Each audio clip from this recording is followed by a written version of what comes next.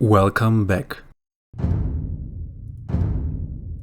After the release of the legendary Conquerors expansion, it took 15 long years until we were finally treated with the next chapter. African kingdoms brought 4 brand new civilizations. Fuck the African kingdoms. Siamo stati dimenticati. Bolond. Seggfej.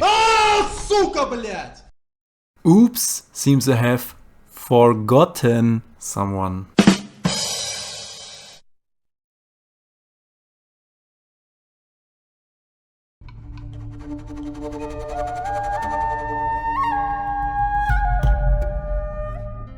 Kamayuk is the combination of 2 Quechuan words, Kamak, meaning administrator, sovereign, and Yuk, meaning to own or have.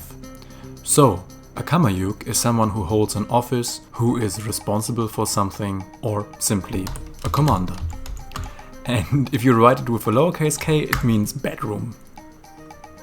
In fact, all sorts of commanders and also specialists like military musicians held the title Kamayuk. So the term could refer to anybody who is responsible for anything. A bit like the modern word manager. Very, very vague. Too vague for special unit, so we're not gonna get more than 2 stars out of this. Furthermore, while Incas of course use spears, there are no accounts of them forming a phalanx. By the way, the term Kamayuk was not limited to military. You're leading an alpaca through the Andes, you're an alpaca Kamayuk. You're an accountant, put book Kamayuk on your resume. The sling or huaraca was the predominant ranged weapon of the Incas, even overshadowing bow and arrow. Huaracas were made out of alpaca wool and typically featured a very long slit in the pouch. The sling is not just a military weapon, but deeply rooted in Incan culture up until modernity. They were used in ceremonial context or for practical uses such as hunting or to herd livestock. It was practiced from child's age. And that's about it. Nothing wrong with this unit. The only thing to be discussed is the attack bonus against infantry. You could hold against it that being hit by a slingshot hurts just as much when sitting on a horse. And since the Slinger is by no means unique to the Incas, it lands 1 star short of the max.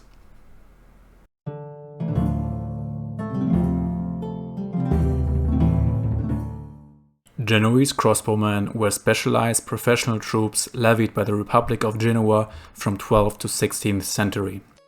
Recruited mostly from lower class citizens of the suburbs and surrounding cities, they were equipped with a helmet, hauberk, gorget, that is the neck protection you can also see on the unit icon, a crossbow obviously, and a towering shield, the pavise. Genoese crossbowmen often were accompanied by an assistant who would carry and hold the pavise as well as reload a second crossbow, effectively doubling the rate of fire. Sometimes each crossbowman got also paired with a lancer to protect them from cavalry. At the Battle of Jaffa, for example, Richard Lionheart used this tactic to fend off the charging Saracen cavalry. This event might have been the inspiration for the Genoese cavalry bonus damage. Hiding behind a pavise and with a lancer for personal protection, the Genoese crossbowmen truly embodied the principal maxim of ranged combat. Do ouchies to your enemies without getting ouchies yourself. Genoese crossbowmen were some of the most sought after mercenaries of Europe, but, unlike conventional mercenaries, could not offer their services on their own. Since they were equipped and paid by the Republic of Genoa, it was the Republic that chose whom to offer their services, and it was the Republic that kept the profits. Aside from a source of income, the Republic of Genoa also used their crossbowmen for home defense, to aid their allies, and as garrison on war galleys, where they helped Genoa to naval victories at Maloria and Curzola.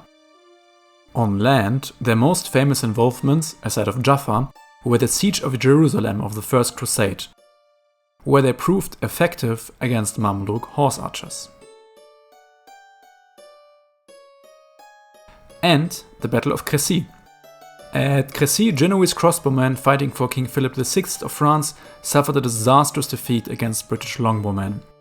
This was the result of being misdeployed by the French command and forced to engage longbowmen uphill and without pavises.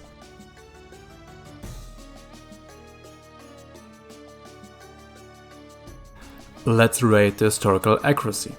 The civ, the equipment, the period, the unit model, all are quite true to history. My only remark is the attack bonus against cavalry, camels and elephants.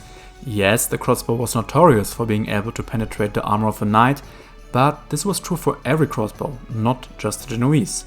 And the armor penetration of course also was effective against foot soldiers. Besides, I'm pretty sure that not once in the history of mankind did a Genoese crossbowman shoot his weapon at an elephant. 4 stars.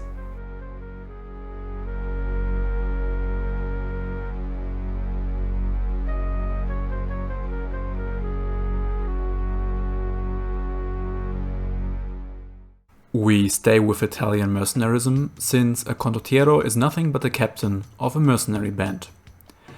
In 14th century, the Italian city-states found themselves rich from trade profits, but lacking a strong land army. Meanwhile, the rest of Europe was heavily invested in the 100 Years' War and other conflicts, and hence short on cash, but in abundance of battle-experienced men. So, supply met demand, and Italian cities hired European mercenaries on large scale, commanded by condottieri. And since the city-states relied heavily on mercenaries, condottieri could exert substantial political power and even rule over cities. Want a taste of it? Then there's a campaign for you. It tells the story of Francesco Sforza, one of the 16 children of the condottiero Muzio Sforza. With his tactical and diplomatic talent, he ascended to the throne of Milan and modernized the duchy. Even more intriguing, I find the life story of an English condottiero. John Hawkwood started his career as a mere longbowman fighting at the Battle of Crécy. Yes, that Battle of Crécy. Later, he gained command of a mercenary band, which he led to Italy, where he gained fortune, land and titles. This makes good old John maybe the only human ever who incorporated 2 unique units in one person, longbowman and condottiero. Speaking of, how do we rate this unit? First of all, condottieri did exist and are placed in the right time and civ. Also, I find the team bonus of condos being trainable by allies an excellent translation of mercenarism into a game mechanic. I can't give 5 stars because condottieri were not fighting soldiers but commanders of mercenary bands, which commonly consisted of heavy cavalry by the way. And then we must deduct a big star for the bonus against gunpowder units. Because, in reality, fighting against gunners wasn't the condottiero's specialty, no. The appearance of gunpowder was simultaneous to their downfall. With that, I park the condo in the middle of the road.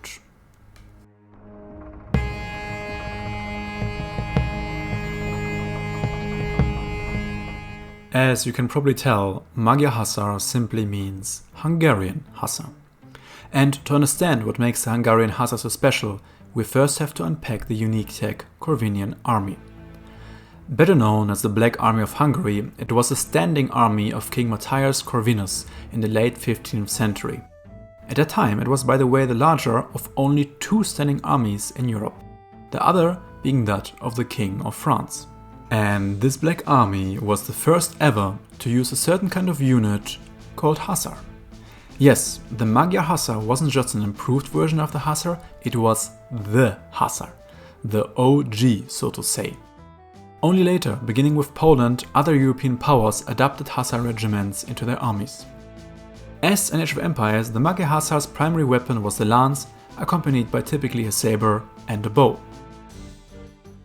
And as in AoE, the historic Magyar Huszar usually avoided heads-on confrontations and was mainly used to rage, or to ambush Ottoman artillery positions, which could explain why the devs gave this unit an attack bonus against siege. Now we get to the part where I rate the unit and you disagree. The unit model is accurate, game mechanics are anchored in reality, it is clearly with the right civ, and it was actually a specialized type of combatant and not some sort of commander. Plus, Magyars being the only civ that can create Hussars in Castle Age is a nice nod to the fact that they used this type of unit before anyone else. Clear 5 stars.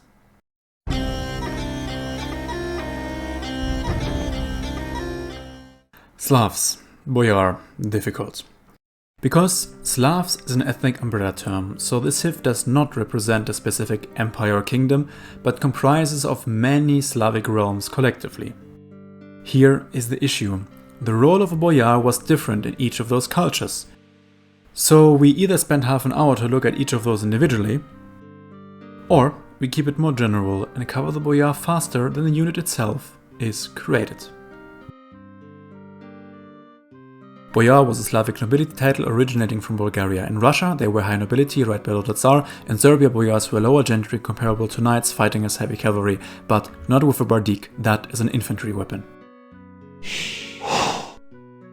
While boyar primarily is a nobility title and not a type of combatant, in principle it is justifiable that Slavs have a heavy cavalry unique unit with that name.